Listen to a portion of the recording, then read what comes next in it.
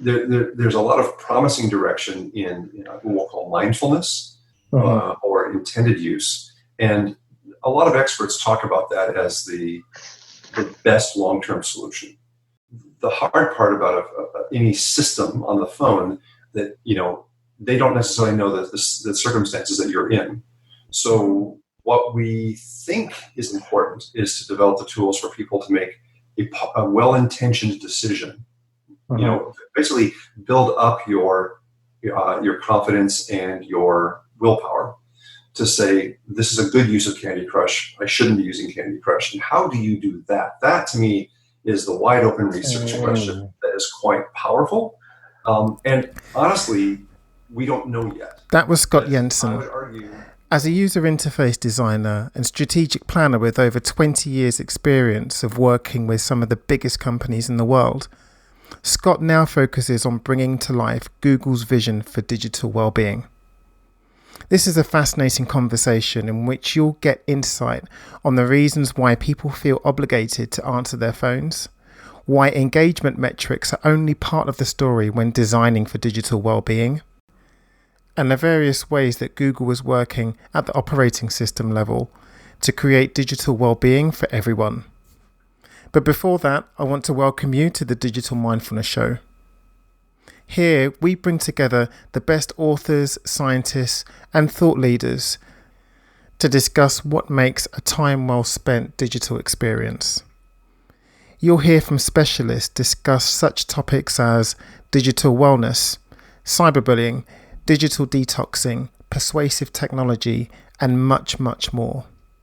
Okay, so on with the show now with Scott Jenson. Scott, welcome to Digital Mindfulness. It's a real pleasure to have you on the show with us today. Thank you very much for having me. So Scott, tell us a little bit about yourself, if you would, and in particular, how you found yourself to be working in digital well-being, which is a hot topic right now. Right.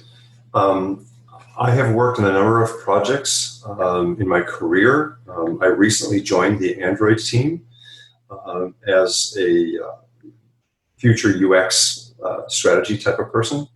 And when I joined it, there was some research I had just completed studying how people were using their phones. And it was really clear that while we have always been concerned about how people are using their phones and getting tools like Do Not Disturb, or we have tools to cancel notifications, there was a whole new level that was emerging. And so it was a very powerful research, which actually is being presented this week at Mobile HCI. All right. So if you go to the Mobile HCI website, so again, we're engaging with the community to share our research on that. And so out of that came this deeper appreciation as to what was going on. And so that ended up doing some ideation work and then some follow-up research. And so each would fit into the other ones. And as we evolved our thinking, many of those pieces turned out to be what you saw the Digital Wellness announcement. That's great. So for people that can't make it to the conference, what would you say then are some of the key findings that came from the research? Because I'm really fascinated to know, for one. I would strongly recommend that you look up the talk by Julia Aranda and Safia Beg. This is excellent work, and I want to give them credit for the work they did. But the basic findings, well, there were a couple. One is people love their phones, and they get incredible power from them and safety from them. The ability to make the phone call, to be able to get the maps instructions and so forth. So there's a very strong, don't take this away from me feeling. At the same time, there were, the headline insight was that there is a very nuanced problem as to what people have when they have difficulties with technology. The obvious one that everyone talks about is this unfortunate word called addiction. And that's too strong of a word. There's ways we can unpack that, but it basically involves overuse, right? And that's the one category. And there's an addiction loop we talk about, how people engage in that. But the other one that was much more nuanced and interesting was the obligation loop. And the obligation loop comes from the fact that you feel obligated to reply. So while the addiction loop tends to be more personal, the obligation loop is very much social. And it doesn't even require a new app, a new digital app. It can actually happen with SMS.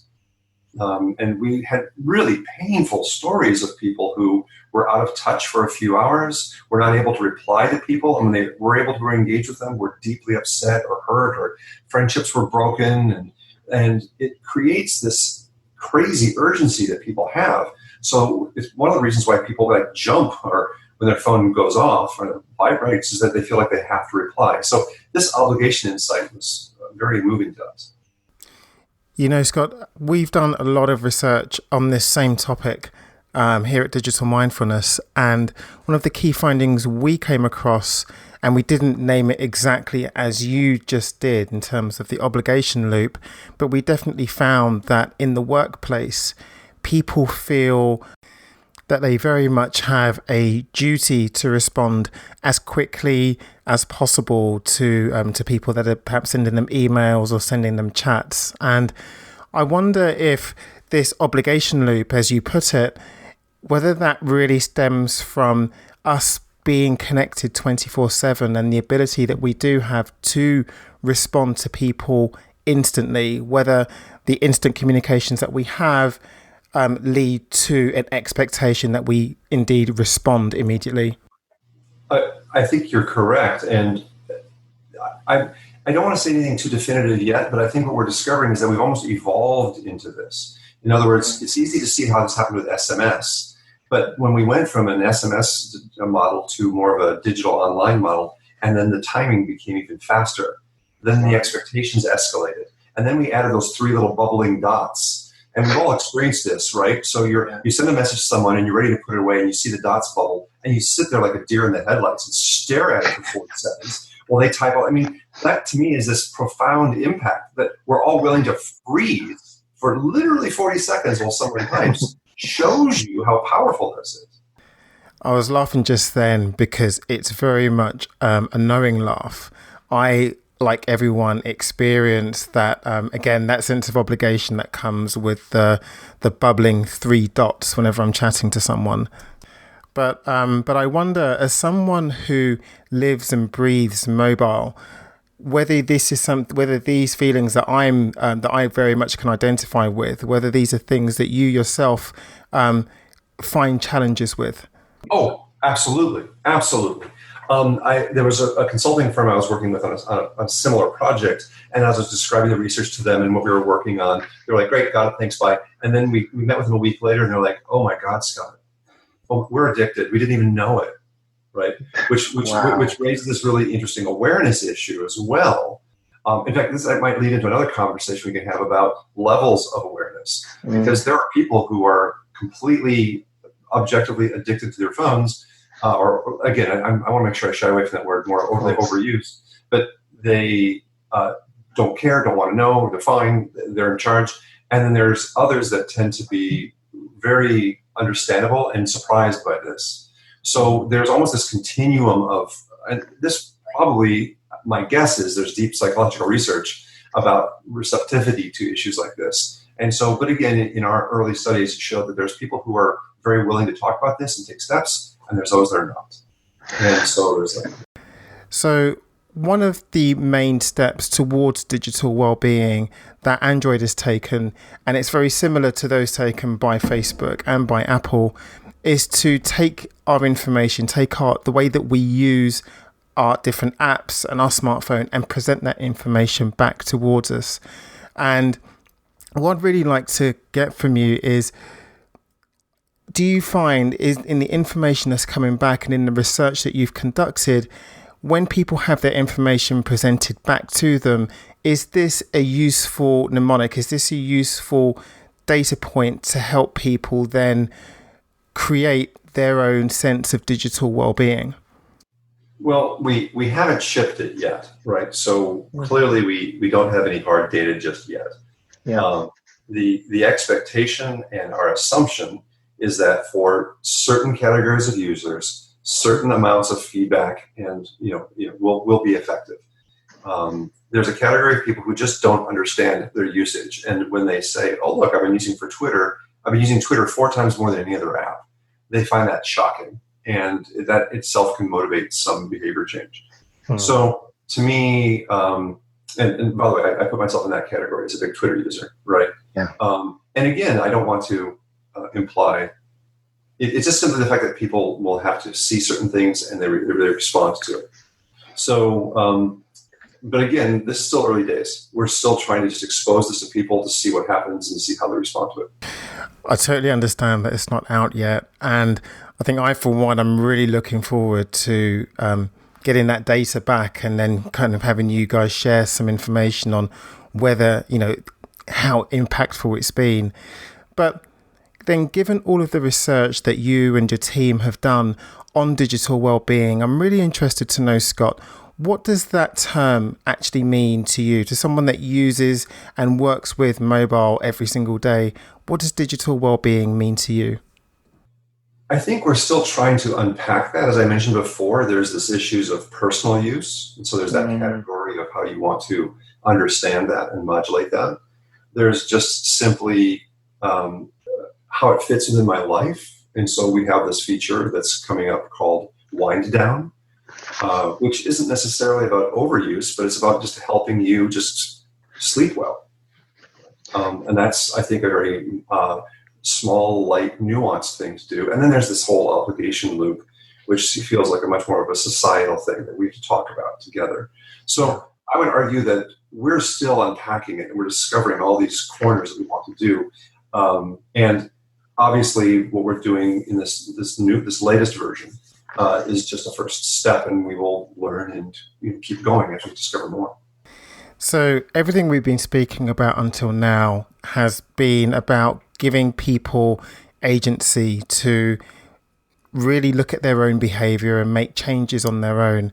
But I'd like to flip it over now and really get your opinion on the extent to which you think that the technology itself and persuasive technologies can play a direct role in creating digital well-being for people.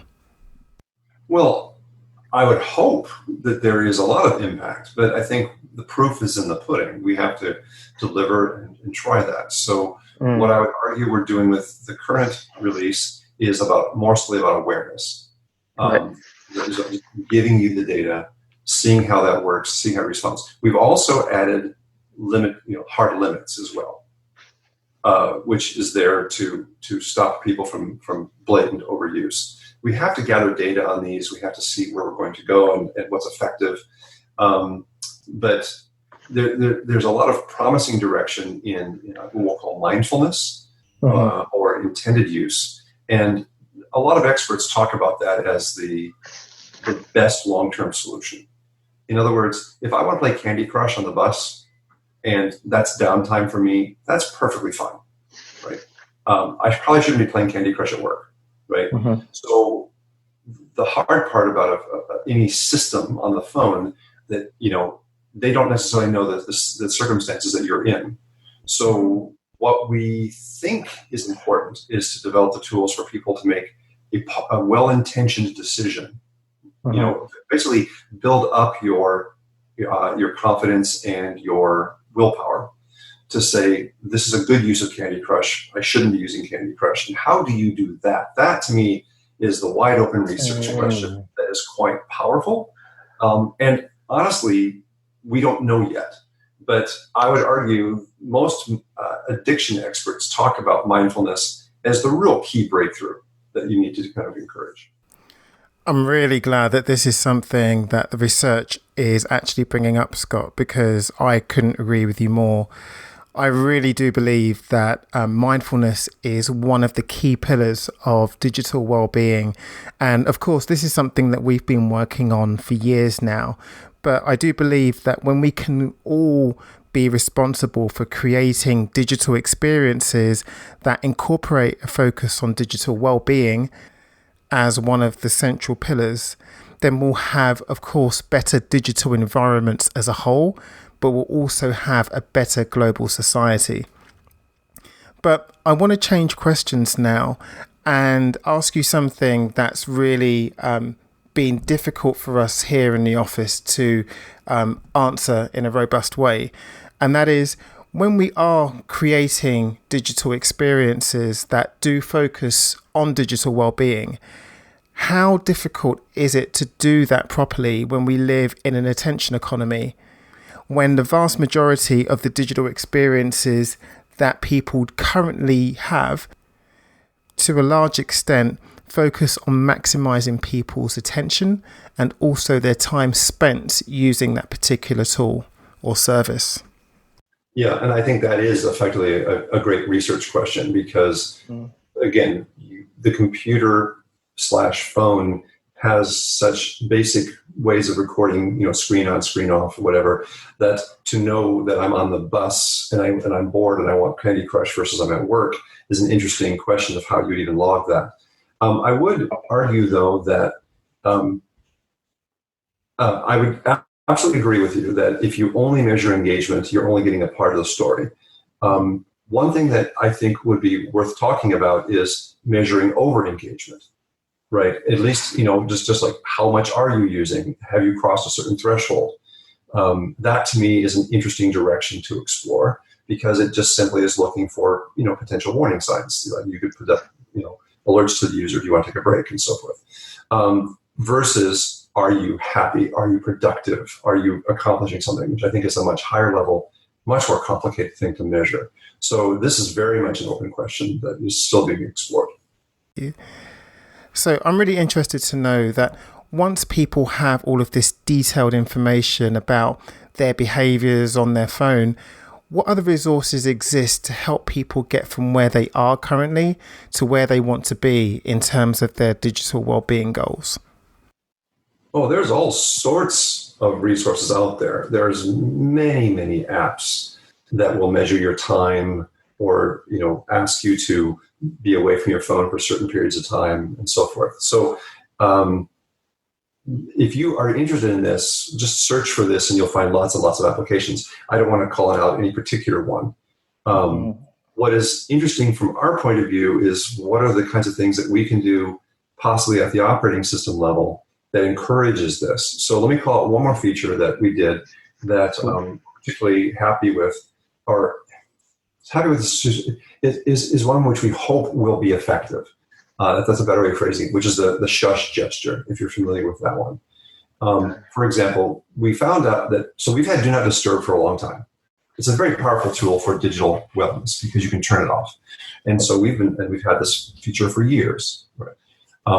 The issue was, and we did user studies, is that people loved it when they turned it off or turned it on and all the notifications turned off, but they were quite frustrated when they left it on by accident. And then they would miss critical things and the whole obligation cycle kicked back in, so they wouldn't use it as much. So given that insight that Do Not Disturb is quite effective, but it had the ability to be, it had the ability to be turned off turned left on too easily, we then came up with a shush gesture, which was that anytime you take out your phone and you flip it face down, the phone automatically goes into Do Not Disturb mode. It became kind of a spring-loaded mode, right? So, and then when you pick up your phone to use it, it just turns off. You can't leave it on. And in the process of coming up with this, we accidentally discovered that we now have this social gesture. So I'm having lunch with you, I take out my phone, and I set it down. I am now telegraphing to you that you are more important than my phone. So this was a really lovely set of things that kind of came together. So we started with trying to make Do Not Disturb lighter weight and more modeless, and came up with effectively a physical gesture that's really quite powerful. So we're really anxious to see kind of how that also evolves. And those kinds of low-level things that we can do to kind of make this a communal thing that we can do together. I think that's a really interesting point, because for me, when I turn my phone over, it's probably less something that I'm looking to communicate to someone else and more something for myself personally to indicate that I don't want to be disturbed and that actually I'm entering a period of real focused work. But Scott, you spoke earlier about another feature as part of the upgrade, which is called Wind Down. Can you talk a little bit about that and how that contributes to overall digital well-being? Wind down is something that you have to opt into. And then when you turn it on, you say what time you want to go to bed. And then you'll get a notification to remind you and to start to kind of stop using your phone less. And then as an added bonus, the phone will actually go into grayscale mode.